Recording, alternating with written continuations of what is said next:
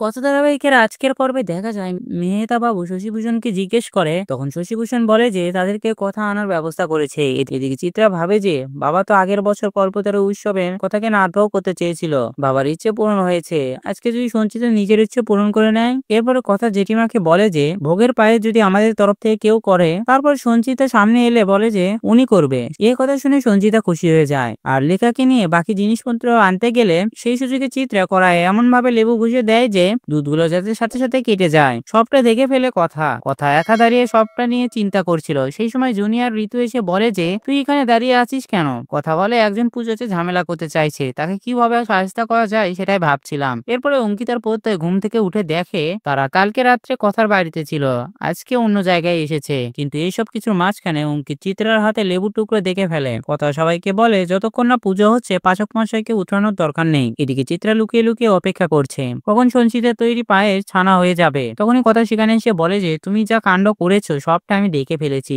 ঈশ্বরের জন্য পরমাণু তৈরি হচ্ছে আর সেখানে তুমি এই কাজটা করে ঠিক করছো। তখনই অঙ্কিত সবটা শুনে বলে তোমার হাতে লেবু আমি দেখেছি মা। তখন কথা ব্যাপারটা ঘুরিয়ে দিয়ে বলে যে না না, মেজমা তো ছানা তৈরি করতে চেয়েছিল, সেই জন্য ছানা নিয়ে কথা বলছিলাম। অঙ্কিত চলে গেলে কথা মেজমাকে বলে তুমি যদি মনে করো বারবার অন্যায় করে পার পেয়ে যাবে, তবে তুমি মূর্খের স্বর্গে বাস করছো। ধারাবাহিকের আগামী পর্বে দেখা যাবে অগ্নি যখন দেখতে পারে তাকে জোর করে কল্পতরু উৎসবে নিয়ে আসা হয়েছে, অগ্নি প্রচন্ড রাগ করে। তারপর কথা বলে যে আপনার মনে ইচ্ছা যেটা রয়েছে সেটা ঠাকুরের কাছে চেয়ে নিন। তখন অগ্নি বলে আমার কোনো ইচ্ছা নেই। কথা বলে বেশ, তবে আমাদের হয়ে আমি চেয়ে নিচ্ছি। তো বন্ধুরা, ভিডিওটি কেমন লাগলো কমেন্ট করে জানাও, আর এমন গসিপস আপডেট পেতে আমাদের চ্যানেলটি সাবস্ক্রাইব করুন।